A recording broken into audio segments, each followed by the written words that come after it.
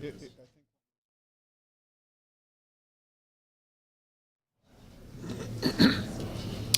right, we're going to get started again. We're fortunate enough to have the 1 p.m. post-lunch session. I don't know how we drew that.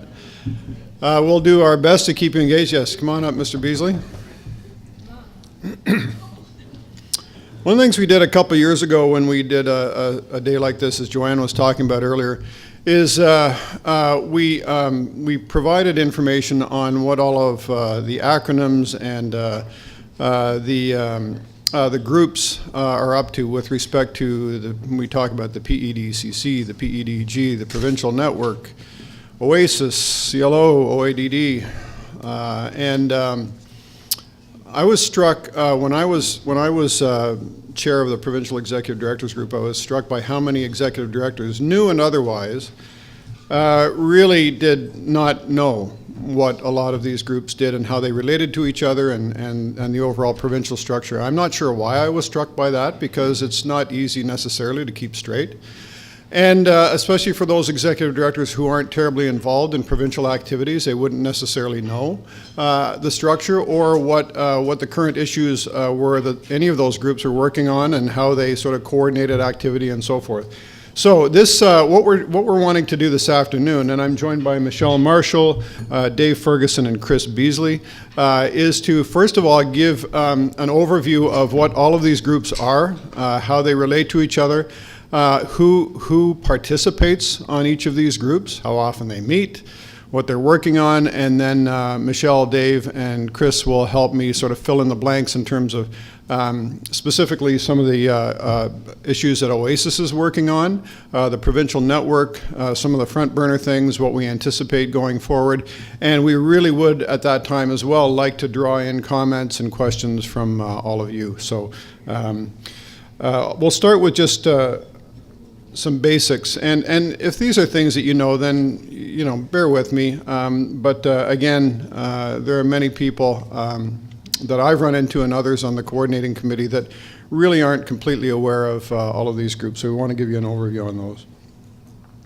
First of all, in the acronyms, the easy ones first. Community Living Ontario, of course. OASIS, Ontario Agency Supporting Individuals with Special Needs. OADD, Ontario Association on Developmental Disabilities. The PEDG, and we're going to get into some details on this in the upcoming slides. The PEDG are the Provincial Executive Directors Group. The PEDCC is the Provincial Executive Directors Coordinating Committee, and when we talk about the PN, that is the Provincial Network. So first, the PEDG. So the Provincial Executive Directors Group, and you heard this morning from Keith, or it might have been Chris, talking about how many members there are, how many organizations, locals are part of Community Living Ontario. There are 103. And by being a member of Community Living Ontario, the executive director is, by virtue of that fact, a member of the Provincial Executive Directors Group. So there are 103 members of the Provincial Executive Directors Group. They all get together in September, not all of them, but most get together in September. And it's on the Wednesday of the Community Living Ontario Conference. So that first afternoon, actually starts in the morning. We have the Provincial Executive Directors Group annual meeting. So again, all 103 members are invited. We usually get 75, 80 this year, I think we had, Keith. So a pretty good turnout. And that's when the Provincial Executive Directors Coordinating Committee sort of reports back. It happens on an ongoing basis, and we'll talk a little bit about this. But that's the time when the whole membership comes together. The annual dues levy is $300 for members of the Provincial Executive Directors Group. And the terms of reference, and by the way, the terms of reference are in that binder that you have. The chair is elected for 2 to 3 years. I served a stint of 4 years, but that was just because of timing on succession planning. Joanne took over from me in September. And the treasurer is elected for the same period of 2 to 3 years. Now, the Provincial Executive Directors Coordinating Committee, so when you hear that that acronym that just rolls right off the tongue, PEDCC, that is the working group of the Provincial Executive Directors Group. Okay, so that is a core group that works throughout the year on issues that are relevant and that are sort of front burner issues for the Provincial Executive Directors Group, and then reports back to that group, again, in an organized way in September, but in an ongoing way in terms of checking in, sharing minutes, that kind of thing. There is regional representation on the coordinating committee. The current members, so here is that core group that work on behalf of the Provincial Executive Directors Group. It's myself, Nancy Brown, Community Living, Campbellford, Brighton, Sherry Kroll, Middlesex Community Living, Joanne Demick, who is the current chair of, again, the PEDCC and the Provincial Executive Directors Group, Sylvie Belanger, West Nipissing, Patricia Morris, who is also our treasurer, Community Living Access Support Services, Maurice Voisin, Southeast Grey Support Services, Deb Everly, who's up in Kenora, Stella Barker from Norfolk Association, Chris Keith, and Alan McQuarter is our advisor and recorder. So that is the coordinating committee, again, that does the work on behalf of the entire Provincial Executive Directors Group. Maurice is our representative on the Community Living Ontario board. The Provincial Executive Directors have one representative that sits on the board of Community Living Ontario, and that is Maurice. Previously, it was Patricia, who, that was about 4 years that you did that, Tricia? 5. So, how often do they meet? I said 6 weeks. That's a lie. I think it's every month now, is it, Joanne, that the coordinating committee meets? That's correct. Yep. So every month, and it's by teleconference. There are standing items typically that are part of that meeting, and emerging issues as well. Members of the Provincial Executive Directors Group are always encouraged to raise issues that you want the coordinating committee to work on and then report back on. So as much as you can, we're asking those members to not just be spectators or to listen to annual reports, but also to be engaged. That invitation is always there.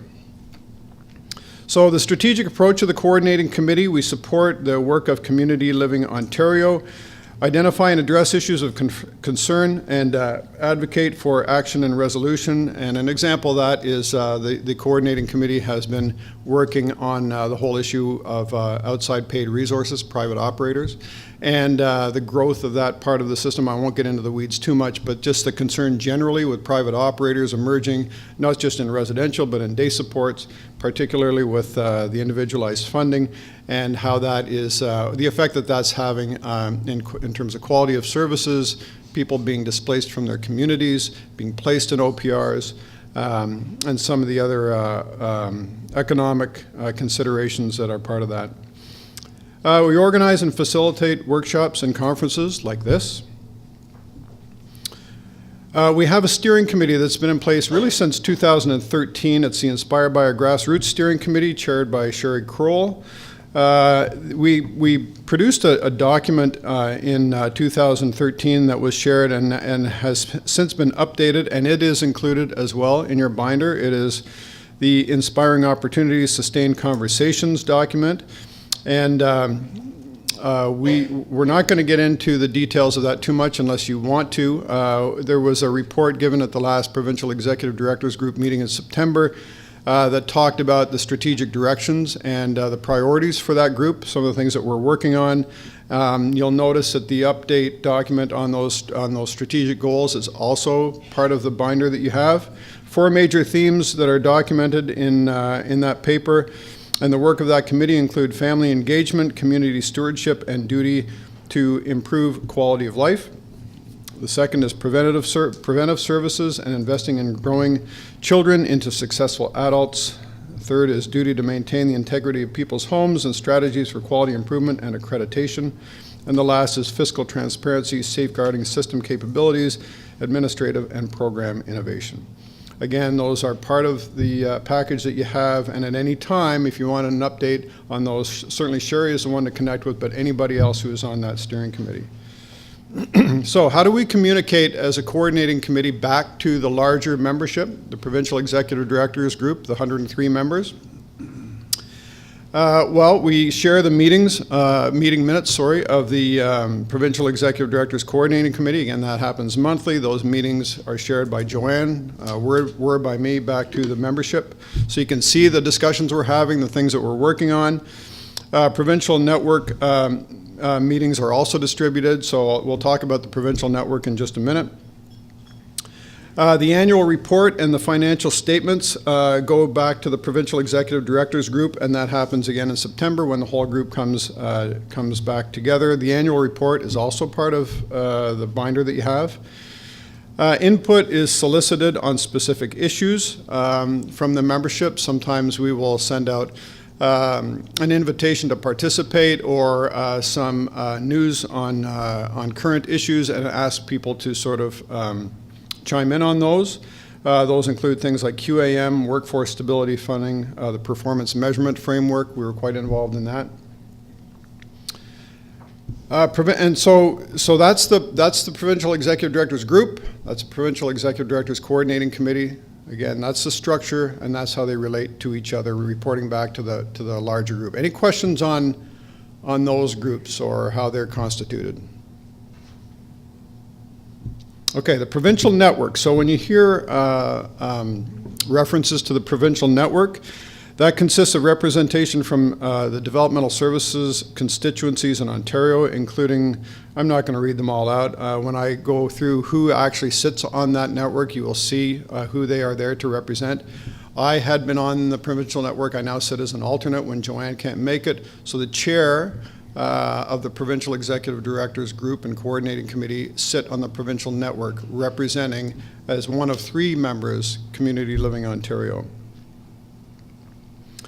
Provincial network meets the last Thursday of every month, usually at Community Living Ontario offices, which is down on Spadina near Bloor, and meet typically again from 10 a.m. till 2 p.m.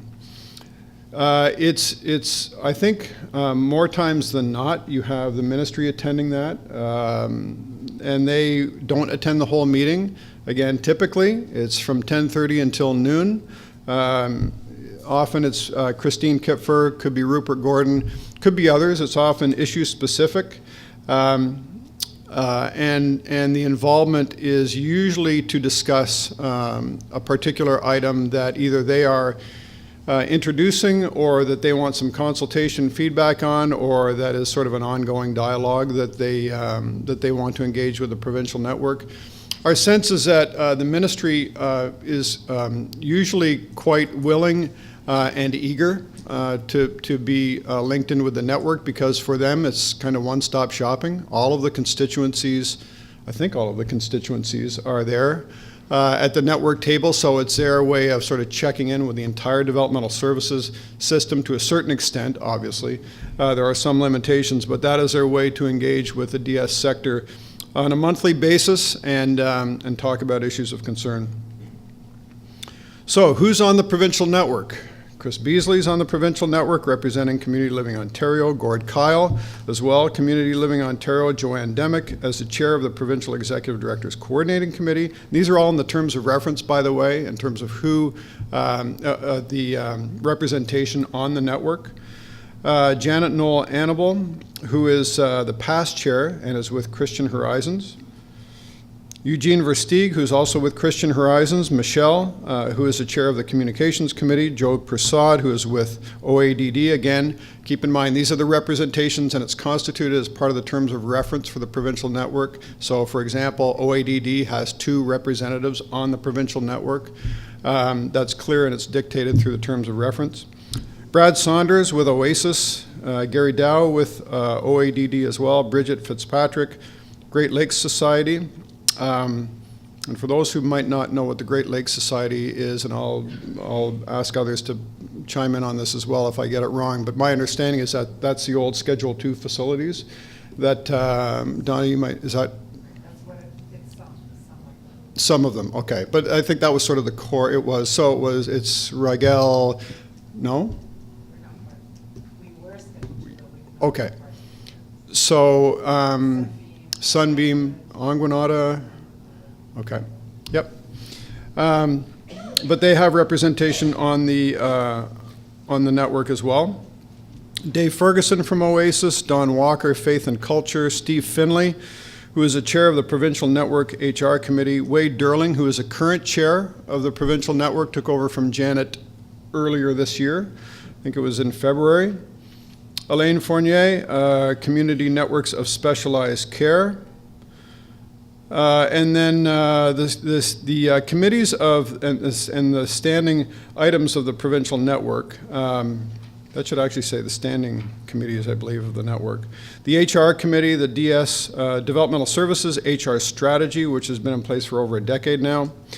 The Communications Committee, the Quality Assurance Measures Committee, and what used to be called the Transformation Committee is now called Moving On, Inclusion, and Citizenship. So that is a very quick run-through of the structure of those provincial bodies and how they relate to each other. And certainly the relationship between both Community Living Ontario and, by extension, the Provincial Executive Directors Group is to participate on the provincial network, which sort of captures all of those constituencies and then sort of works on behalf of all of those constituencies. Some of the issues, and I'll let others on the panel pipe in on this as well, some of the issues we've had at the provincial network that has, in the past, caused a bit of confusion is we're not there to represent in terms of making decisions on behalf of our constituencies. So when I was at the provincial network table, I could not decide what would happen for the whole membership in terms of a particular decision or a particular initiative. That would have to be taken back to the membership for validation before it would be presented back to the network. And I think, and again, someone like Dave has a lot more experience than I do on the network, but there was always a bit of confusion, especially when we got into some of the things like the employer groups, Dave, and that it was, on the one hand, a great opportunity for the different constituencies in the network that were part of the network to take issues forward. We did have a limited kind of role and authority that sometimes was not just confused by local interests and local organizations, but also by the ministry. Thought that we were there we'd be able to make decisions on behalf of all of our constituents, and we really were not constituted to do that. So that's the overall structure, and we're here to sort of fill in the blanks on that. I'm going to let Michelle and Dave and Chris talk about particularly what Oasis is working on right now, and I think the provincial network, and then open it up to any comments and questions that you might have.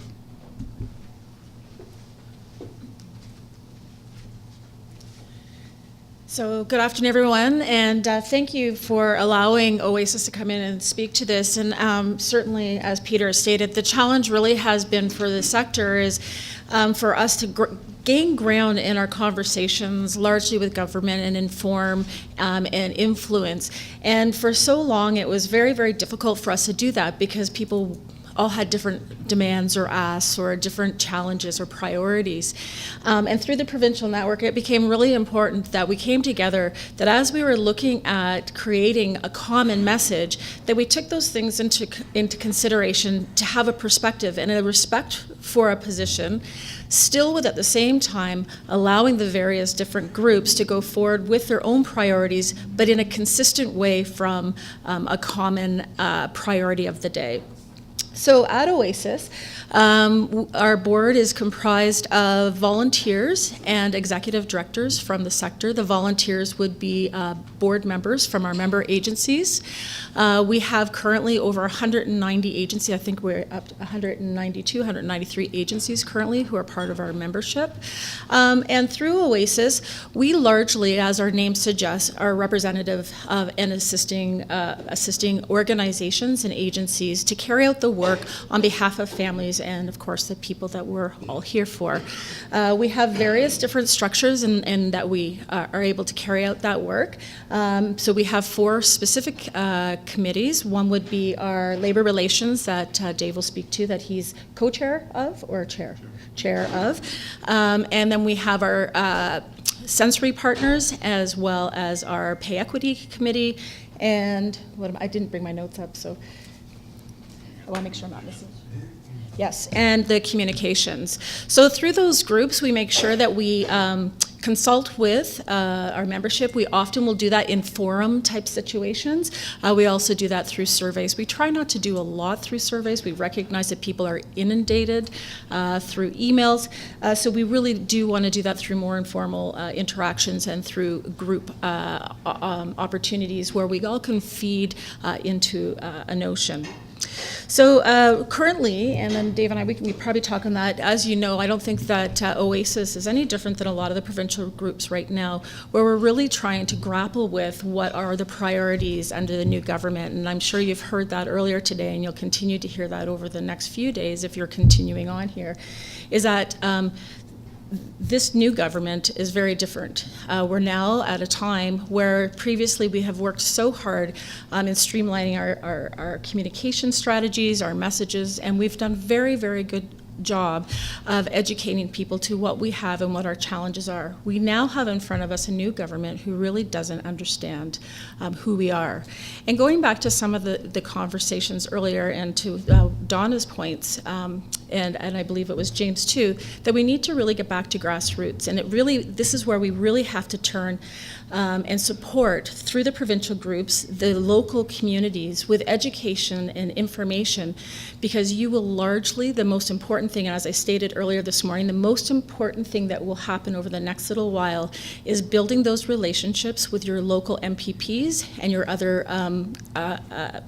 candidates in your community. It's very important going forward, and as decisions are being made, that we're educating them so that even though we are not being engaged in a lot of the conversations as decisions are being made very quickly, that we are making sure that the information is given to the MPPs who are going to be at those tables, then hopefully they can reflect on some and feed in some of our concerns.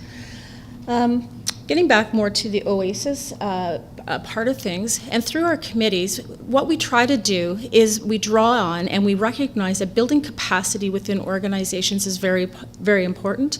And we also want to make sure that during times of fiscal financial constraints, that we're building that capacity by not duplicating efforts. So often what we'll do is we'll engage and do some research, we'll consult with lawyers, we'll have our forums where we bring that information forward, where we can bring that to you. So individually, it serves two purposes. That you're not going to have to go out and make the financial investments yourself as a one-off, but also too, as the legal consultation comes back, we make sure that everyone's getting the same information. And that again goes back to the intentions of making sure that we're on the same page, we're singing from the same book, and that our messages are not being broken, and we're taking people in different routes. We also have a strong commitment to building capacities in agencies through education, and we, again, would do that informally and formally. We have our, annually we have scholarships, and of course, if you're a member, you're more than welcome to partake and apply to those. We have 3 specifically. The one scholarship is much more self-directed, and it's particular to new EDs so that it can help them to get the skills that they require and based on their own research of what they specifically need. The other 2 are more specific, and they're through different continuing education platforms, so through the Queen's Leadership Program that we created in partnership with Queen's, which is a 1-week program that outside of the amazing content that happens within that 1 week session, it gives you a lot of opportunity to network. And of course, networking, as you know, is very, very important because so often as EDs, you end up being the island and you can often be very isolated. So making those partnerships and making those connections with other EDs that during those times you can pick up a phone, it's very, very important. So that's our Queen Leadership, and our other is through the University of Delaware, the Consortium on Developmental Disabilities, the Leadership Consortium, which is a really, really great program as well, where you get to go to Delaware for a week and engage with other people. It gives a different perspective of what's happening even outside of Canada so that we can look at things in a different lens going forward. Dave, do you have anything you wanted to?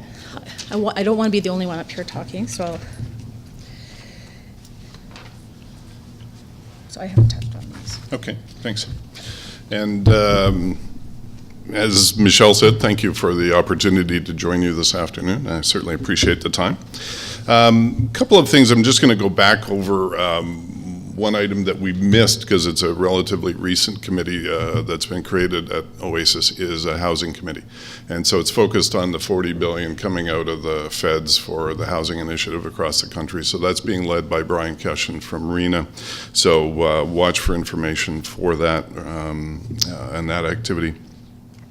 In addition to the scholarships that Michelle has mentioned, the one thing just to back up to on the Delaware one, what people don't realize is that it's in the States, that's a competitive process to get into that leadership program. And it is quite competitive. They often have, generally there are waiting lists, people don't get in. So the scholarship through Oasis, it actually gives you a guaranteed access. It's a guaranteed spot for the winner of that scholarship, which is quite beneficial. And I'm sure many of you realize as well, and or have sent to either yourself or some of your senior staff, Christian Horizons with that leadership consortium have brought that program north. So they've run it a couple of times in Ontario. But what's different, obviously, is you end up in that experience, while positive, you're focused on working with people who are also in Ontario, whereas the one in Delaware gives you a very different perspective. The President's Award that Michelle mentioned, but I'm just going to plug it here because she and I both won this.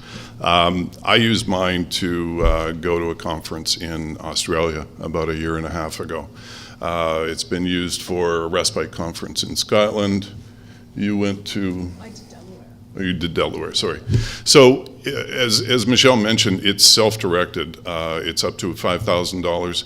So it is really, really flexible. A senior manager from my organization won in the spring, and she's actually going to be utilizing it for, she attended a conference on social enterprise in the UK in September, and is going to be using the balance to join the RENA expedition to Israel in February. So it's worth looking into and applying for. Back to Peter talked about the network. The one thing that I wanted to just add to the comments is, as both Peter and Michelle have said, it's about trying to come together on positions, not that we make decisions or take decisions there.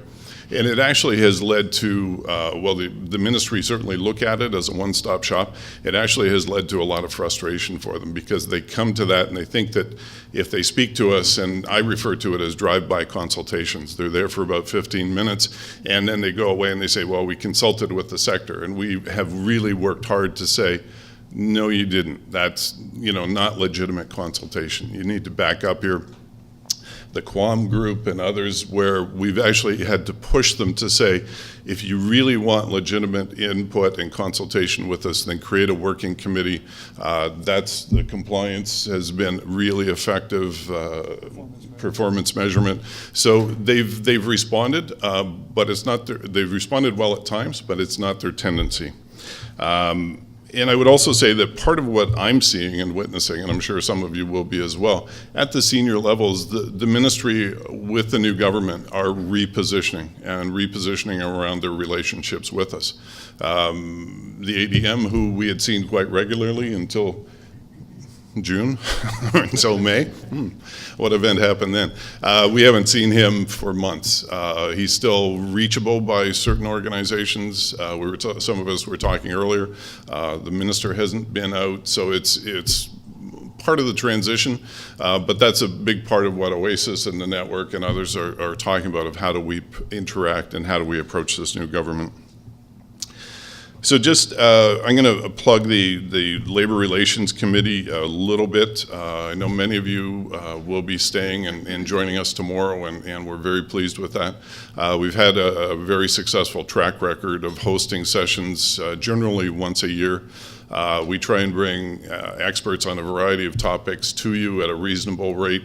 If you are coming, certainly I'll plug the networking event tonight. It'll be in the same room that was held last night, and again, you can access, make a lot of good connections there, as well as some of the presenters that will be in place tomorrow, including a multi-$100 an hour legal lawyer. You can pin him down over a glass of wine tonight for free. But just to acknowledge, the committee is made up of Eugene Versteeg from Christian Horizons. And in the terms of reference for the LR committee, we specifically have said there has to be a member has to represent CUPE, has to represent OASIS or OPSU, and there has to be a non-unionized member. So of the four of us, Eugene is the non-unionized. Judy Pride from CL Burlington, she's got an SEIU organized shop, and Nancy Brown in the back of the room is the OPSU organized group. Who is having some challenges, I understand, again, unfortunately.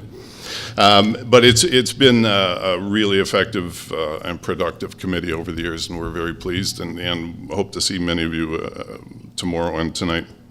The final thing that I'll say about OASIS is that the board meetings used to travel the province. Over the last couple of years, it was for sort of primarily financial reasons, decision was made, the board meetings were held in Hamilton. They've now shifted them to this hotel in Toronto, and they're roughly every 2 months now is the new schedule.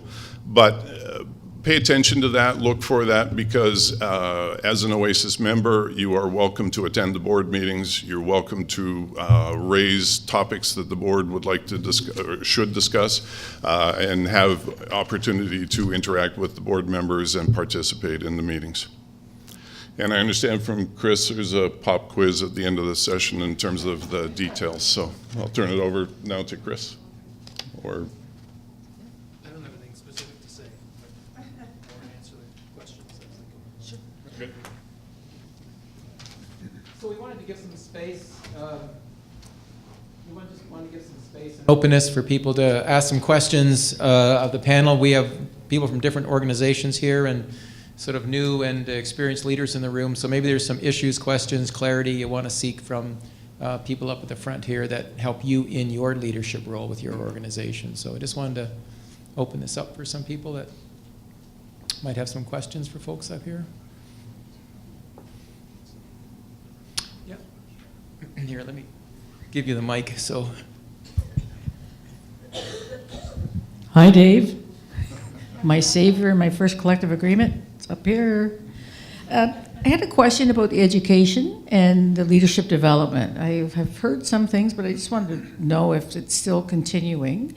And by that, I mean there was a partnership with Rotman School, and if that is still an option, and as well, do you anticipate the Queen's course continuing? Those. So specifically to Queens, I believe that the program will be continuing going forward. We've introduced two different streams. We have Queens Leadership will be for the first time, which we felt was sort of more of an entry-level executive directors group.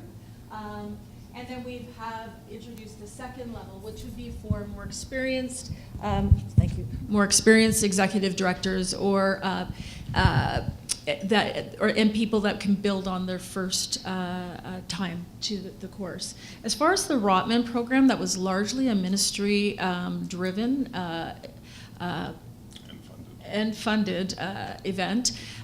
So we had heard initially that there was intention for that to continue, but I think to not go back to the same conversation that we've had several times, is things have been very hushed and there's not really a lot of information as far as where things are going really since May. But as soon as we have the opportunity, that would be something that we engage and go back to, because through the Rotman program we did find, again, it was a different opportunity from an education perspective. that looked at things very differently. Like all the programs, and actually that's one of the questions I often get because I have had the opportunity to attend all 3 of the programs.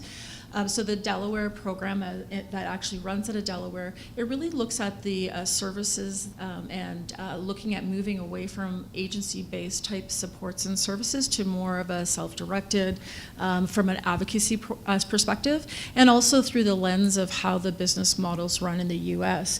The Delaware program that runs out of Ontario, again, it's bringing together leadership. It's still around service development, service modernization. It talks, it's, I'd say, very much more the middle management, like the people who are trying to get to the grassroots and development and the implementation. So they have a chance to share stories of what's worked, what didn't work, and what you've tried from a policy perspective or an implementation perspective. The Queen's program is really looking at governance models and different types of business models or different challenges from a business perspective within the developmental sector. So that looks at anything from negotiations, governance, leadership, and things of that nature. And then when we get to the Rotman program, it's actually much broader than that, and it really is, there's this very strong detail given to reaching beyond the sector. It really talks about how do we build capacities through authentic leadership, and so they take you on a journey of what does authentic leadership look like, how can you communicate effectively, but it really is through the lens of reaching beyond the sector and learning from other people outside of it. So there may be some nonprofits, but they look also to for-profits and people generally that we wouldn't necessarily engage in as subject experts from a teaching perspective.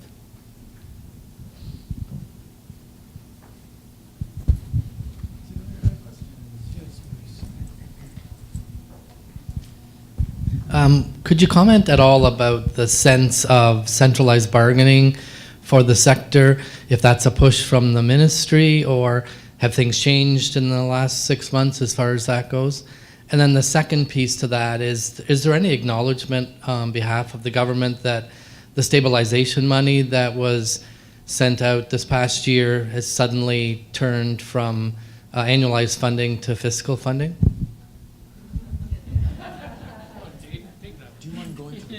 Sure. I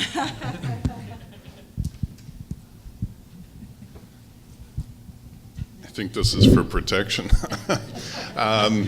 Maybe we should ask James about the stabilization funding. Everything that I've heard from all interactions is that, yeah, the minister are now saying what was annualized is now fiscal. Is it going to roll forward? Don't know. I think tomorrow is going to be a key factor in terms of what they announce and what we see going forward.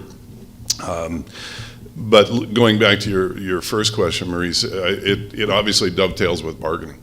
And, James has done an excellent commentary on the EY report. I'm sure he shared with you earlier, or you've seen in other places.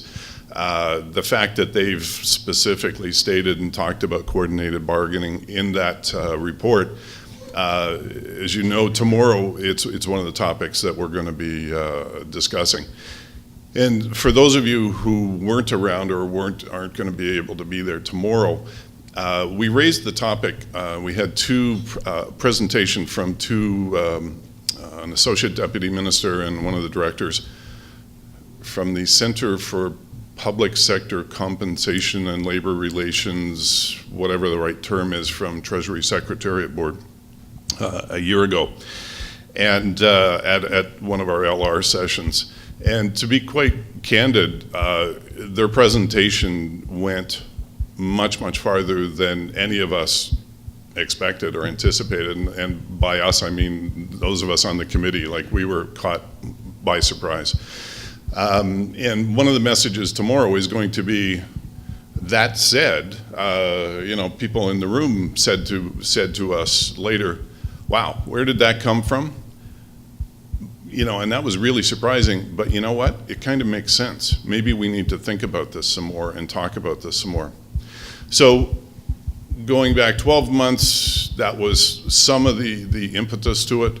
In the spring, ADM Gordon came to several locations and tables, including the Oasis Board and the provincial network, and was really, really and these are my words, really pushing us to engage in a centralized or coordinated bargaining process this spring. We had many discussions and eventually took the position at multiple tables that we were prepared to enter into what we described as a thoughtful, intentional discussion with ministry to explore this. We know it's not working well or efficiently. How many tables, how many hundreds of tables, how many dollars in legal fees are going out from the sector for this. And but our caveat to that was we were not going to engage into the discussion if they had a June 7th timeline on it. And so they had asked us at one point to consider a budget because we were talking about doing some sessions around the province. And that whole impetus just disappeared once the writ dropped. And so that said, we still knew that. We had identified within the committee that it would probably be a timely discussion. And we had no idea that it was going to be stated the way it was, as bluntly as it is in the EY report. So that said, the unions, you guys know as well as I, the unions have pushed for centralized bargainings for decades. That's not new. The first time I heard of it was when Bob Rae was premier. It goes back that far. And it comes and goes. We're going to quickly highlight tomorrow the 2 or 3 quasi-coordinated bargaining processes that have already occurred in the sector. So it's, we have some lesson learned and sort of scars that we've taken away from those experiences. But certainly the LR committee, our position has always been, and I describe it this way, is we're not, we'll be storytellers, we're not missionaries. We're not promoting one or another. It's about putting information out there so that an informed discussion can occur, and we can explore it from there.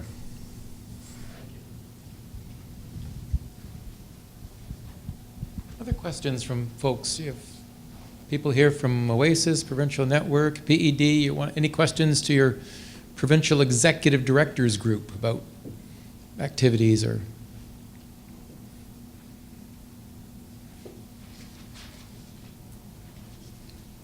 No, not too much? Yeah, James? Yeah.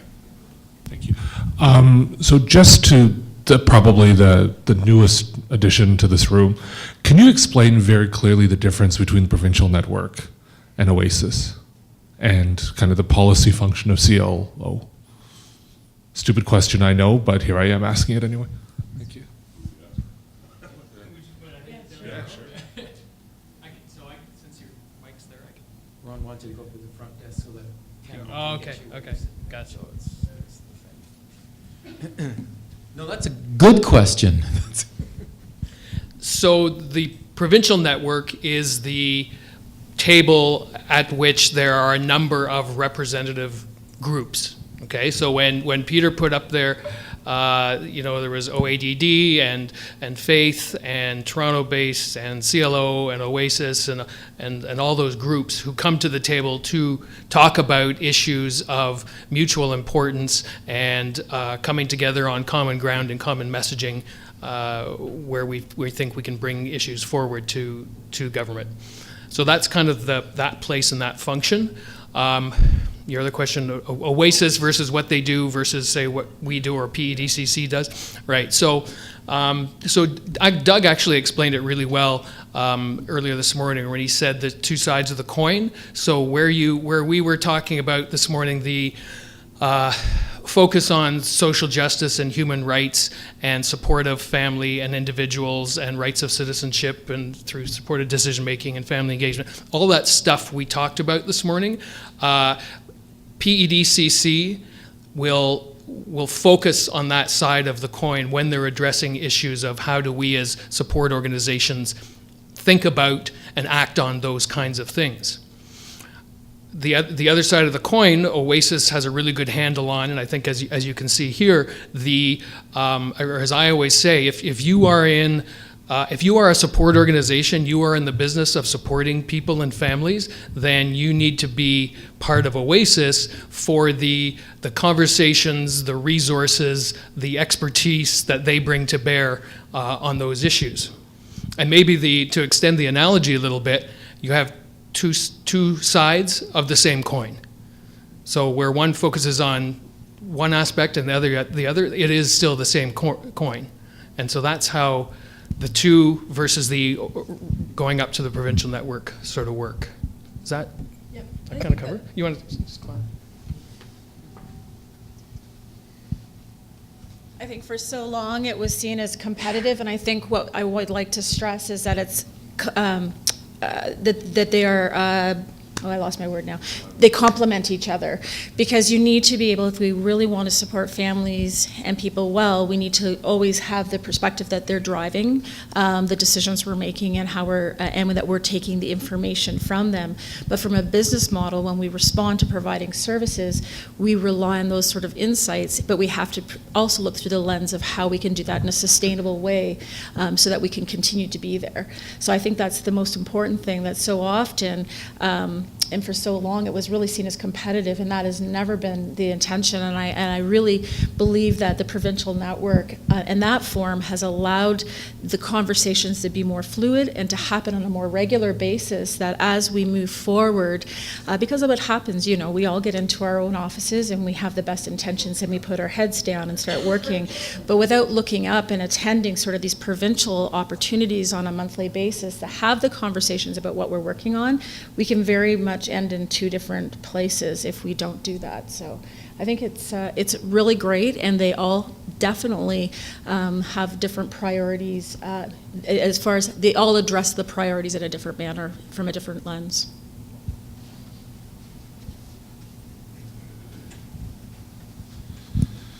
Yeah, for my 2 cents worth, just to add to what Chris and Michelle have said, the original creation of the network came about as a result of, there was a government budget that was announced.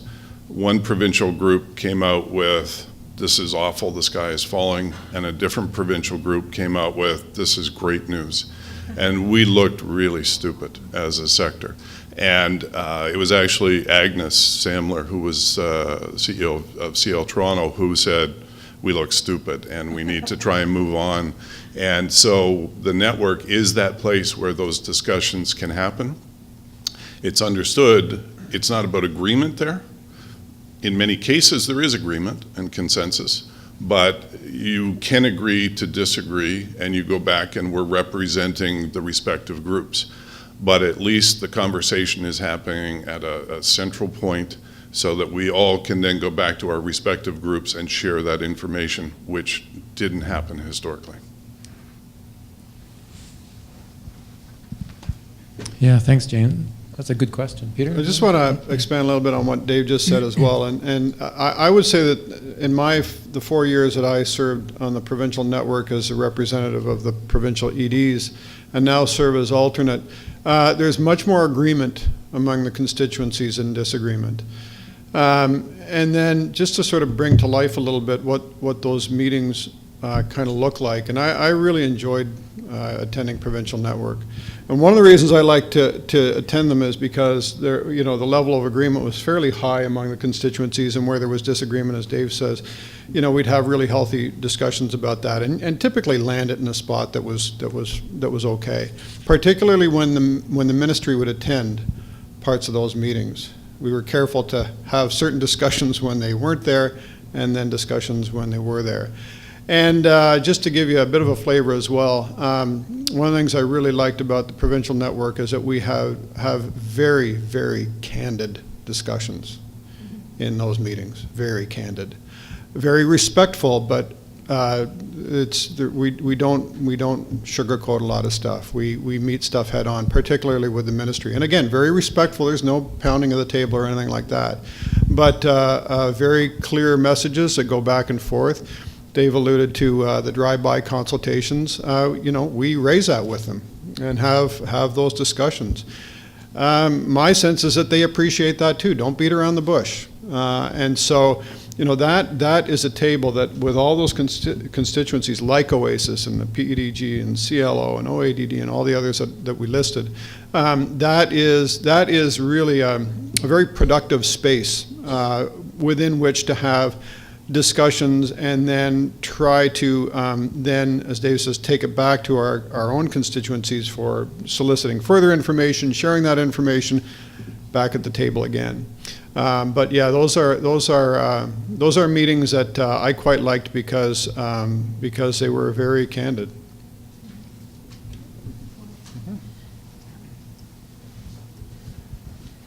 So putting on my communications cap now, as a previous chair for communications of OASIS and now with Provincial Network, and really what we've seen is an evolution of those committees, because I think so often what's happened is there's a few people that sit around the table that have sort of their fingers on the pulse of the heartbeat and really have the insights into a lot of the conversations, and those conversations that are quite candid and challenging.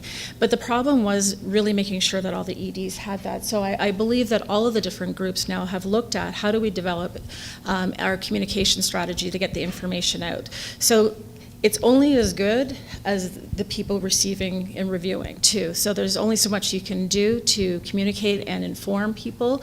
And a lot of the efforts that we're doing from the provincial perspective and from those groups, it is very important work that we're doing, but at the end of the day, if we really want to start a wave of change and influencing, we 100% rely on the work of every individual agency within their home community. I cannot stress that enough.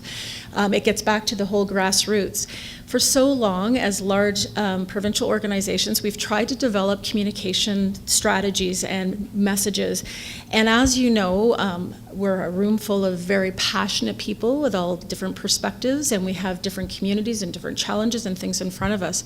And trying to orchestrate those communication strategies and come up with clear messages often has been very difficult.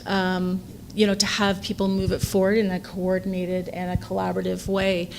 So the more that we get you telling the stories at the local level, and if we set priorities, like this year we're really going to prioritize that these are the things we need to look at, we are going to rely on you, your boards, and your families to go meet and put the face to those stories and the demands of the priority. That is where change is going to happen. That is where we're going to help motivate people to understand, because we cannot capture in one statement or one key message the diversity of the needs, the wants, and the desires of families and people if we're truly moving to a sector that's individually funded and individually driven. So I cannot stress to you enough how important, yes, we're communicating out to you, but it's what you do with that information and reviewing it and using it that is going to be the most important, because you're going to put the spin and the importance on it, because you'll give the local story and put the face to it.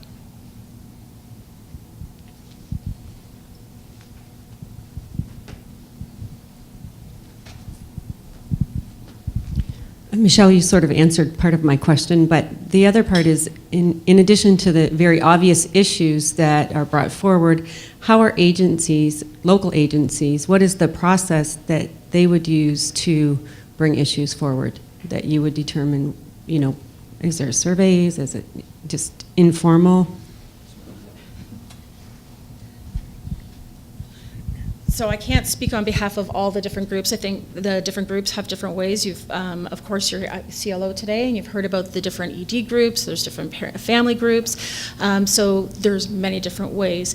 Often we use surveys, but a lot of the time it is through conversations with our members. So we may, and often we're informed to get the heads up on things from a conversation that you've had with an MPP, where you may reach out to the president of OASIS or to Dave or to myself, and then we take it in and we will explore it and we'll bring the information back. So I don't think that I want to stress that there's any one way to communicate, because we don't want people waiting and sitting on it for the opportunity. On, I believe, all the websites, there is contact information, and if you ever have concerns or questions or you're looking for that, probably the easiest way that I think I can say on behalf of everyone is if you look at the websites, find the name, reach out, and they will connect you to the resource that would be most appropriate to what your question is, or advising us on how to something that we need to do in a coordinated way to collect information from a broader group. Does that answer? Okay. Yeah, Peter, why don't you say something? Because if Karen's an ED of Yeah. Essex, Yeah. then what's, how does that work? Well, it's interesting that you raise that, Karen, because quite honestly, I think we could do a better job at that. I don't, and Joanne and I have talked a little bit about this. We've talked about it as a coordinating committee, is what is the best way to link with the executive directors, the 103 executive directors, and welcome them into an ongoing narrative and raise issues and know that those are being sort of taken forward on their behalf. And so, that's a bit of a work in progress. Right now, people tend to pick up the phone and call because we have regional representation on the coordinating committee. Typically, there is that contact locally, and issues are brought forward that way. But it's a little clunky, to be honest, and we could probably do a better job at being more organized around soliciting feedback. And I think that that's probably an important priority as we look on the horizon now, and it might be a pretty crowded horizon. There might be quite a number of things. Again, we don't know the hand that's going to be dealt to us, but there may be a lot of issues that go from the back burner to the front burner pretty quickly. So if folks have any ideas around how to, I think, door swings both ways. Us sharing information and making sure that we hear from executive directors around the province, but as well, local executive directors, taking the initiative and getting involved in provincial activities as well. That's something that we're open to, but I do believe we could do some work in that area. Has there been any consideration for an orientation package outlining some of what you spoke to today? Because depending on the situation you're in coming into a new organization as an ED or CEO, it can take months to piece together what you just captured in the last hour, and it would be helpful. There's always an announcement about a new ED at an organization, and to be able to provide them the information that you spoke to today would be very helpful. Yeah, it's been, Dean, in the past it's been fairly organized. Actually, Doug had taken the lead and put together the binder was that 2012, Doug, that you did that was shared with new executive directors. And it's a lot of the material that's in there, that was in there, has been updated and is provided for folks today. We do reach out. We try to reach out to new executive directors both by phone and by sharing information that would be helpful. But again, I think that's also a work in progress. There are a lot of executive directors in the in the membership, and Joanne or I or somebody on the coordinating committee, it's as we see it happen, then, oh yeah, we need to reach out to so-and-so. So it's a bit of hit and miss, quite frankly. We need to be more organized around that.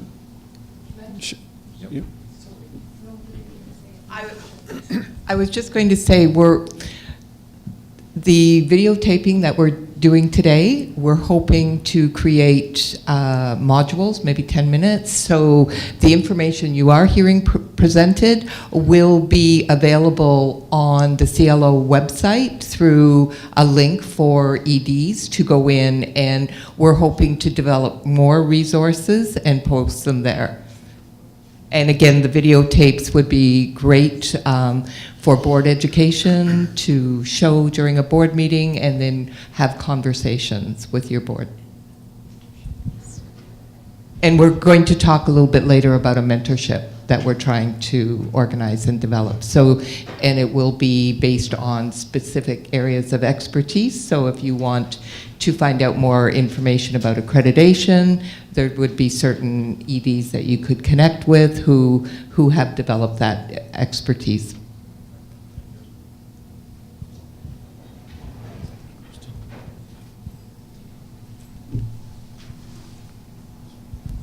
I would just add as well, we regionally have ED tables. So anyone there's a few of us that may be retiring over the next few years, but also anyone new, really encouraging you to go to those regional tables to meet. Some of us meet monthly, some of us meet quarterly, but that's actually how you also, the chair of that regional table in your area is a member of the PEDCC. So they also are another caveat to bringing issues to the table. Just to also add, when that binder was developed that you're given today, it was meant to be updated, and there was an effort suggested that at the back of that binder that the executive director prepare a local map of what it means for your organization. You know, what memberships are you involved in, what partnerships are there in the community, et cetera. So when you leave that binder behind, and it doesn't take the next guy, person 6 months.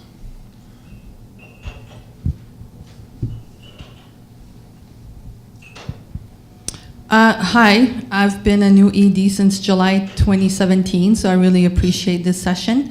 And ever since I started my role, I had to do a lot of policy development. There was a lot of stuff that was missing within the organization, and I felt a little bit alone in the process. I know I could email the ED at Oasis and try to beg, for example, of policies, and and I would get some reaction. I would get some examples sent to me, but it's a little bit of a waste of time having to send out those emails. I was wondering if it exists. I'm going to be really pissed because of it. Is there a library somewhere that exists where EDs and agencies that we know that have passed accreditation that could dump their governance policies and finance policies and maintenance and IT, and so that we don't have to reinvent the wheel and we can support each other that way? Yeah, it's really obvious. It's just one click away.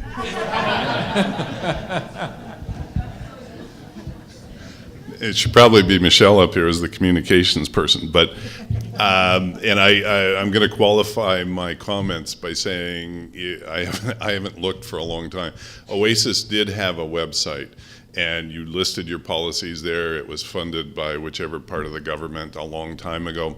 And then the other part that was happening was within the Oasis website, we've tried for years to have a bulletin board where people could be posting policies, and so you could put your question there.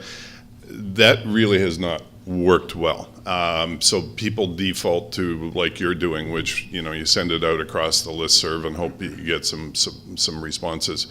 But certainly we can take back to the board just what the status is of that database that was there. And again, because of the timing, I'm not sure how current it's going to be anyways. But actually, I thought, Peter, you were going to speak from a CARF perspective in terms of policies. Well, yeah, I know my organization's accredited through CARF, and I know that CARF accredited organizations have a convenient kind of portal they can go to, and there will be policies, and because it's international, you could see policies from Europe or the States, or and so there's that resource, but it is for CARF accredited organizations. I don't know Focus or CQL that well, so I don't know if they have the same resources available. Yeah. Yeah. You all have a website with a lot of different resources. I don't know if there's a specific policy. Yeah, and I think Dave's right. What's happened is that there have been different attempts in the past at this, and EDs typically tend to get on the listserv, and I mean, we're with Oasis and CLO obviously, and so sometimes you just send the question out to both, and you usually get some bites and share information that way. So yeah, I think what you've experienced is what most EDs do.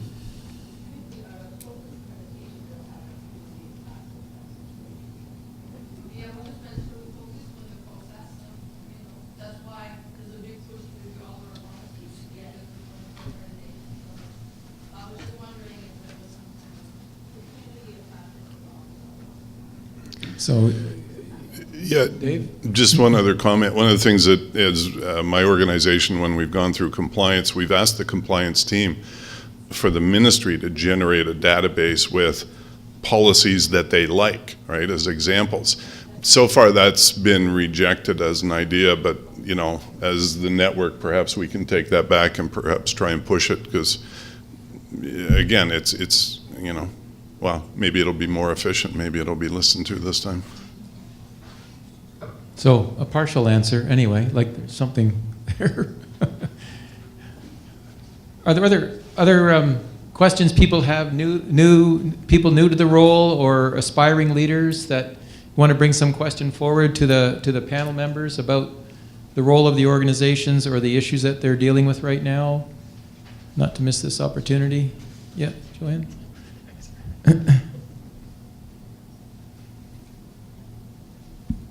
Thanks.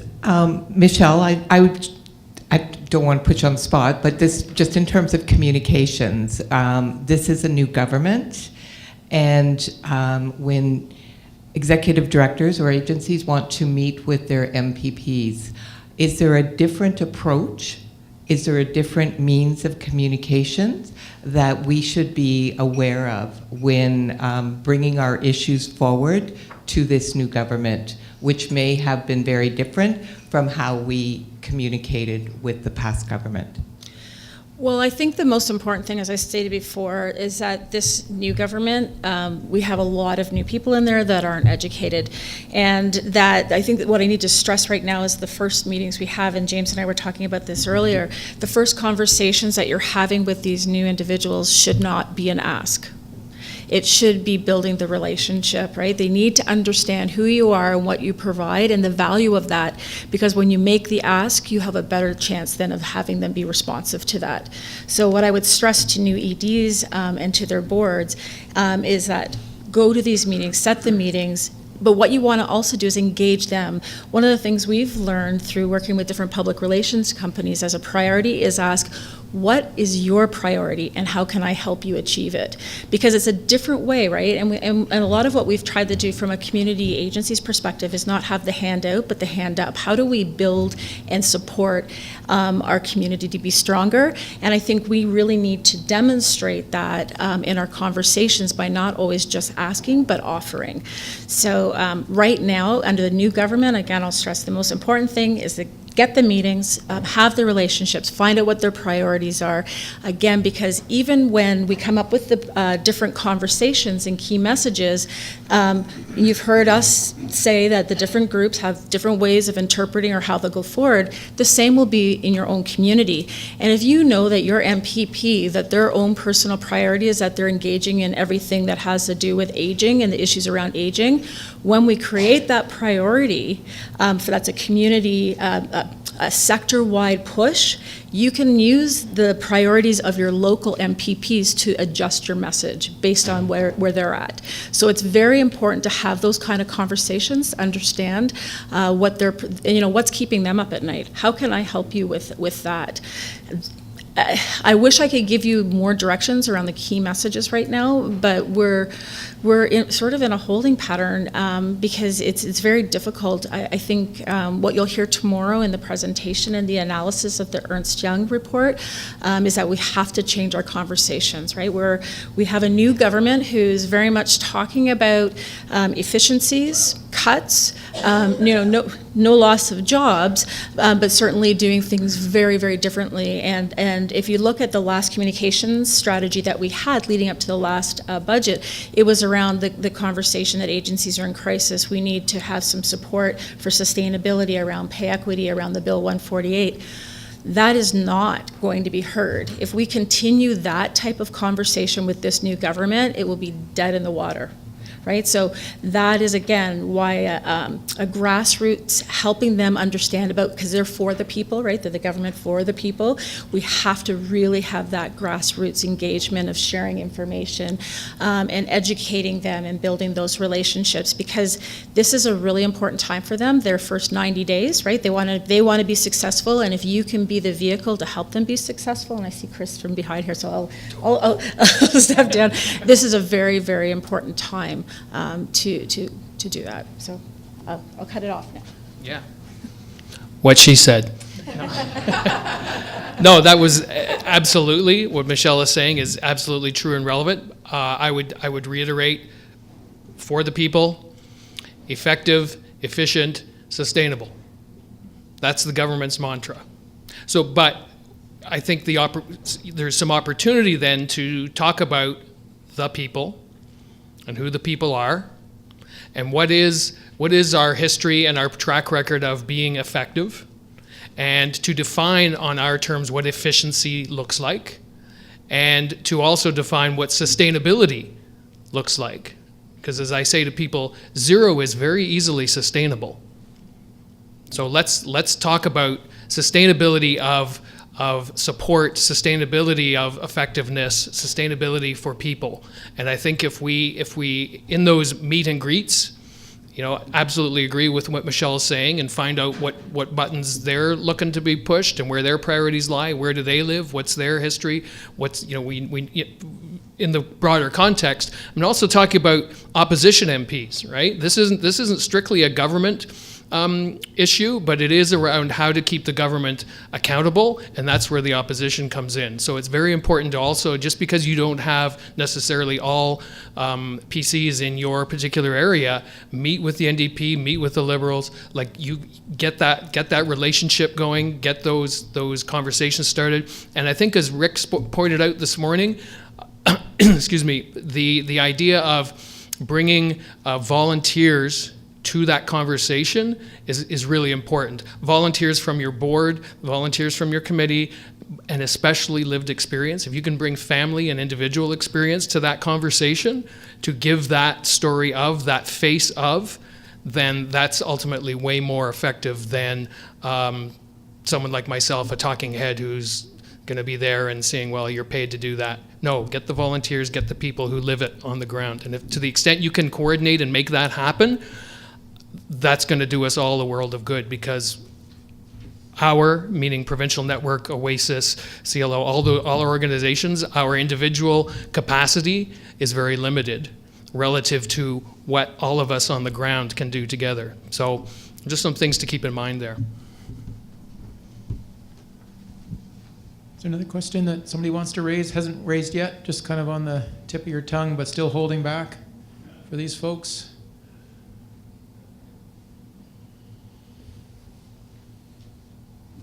Just one more? No? Everybody's got your questions answered?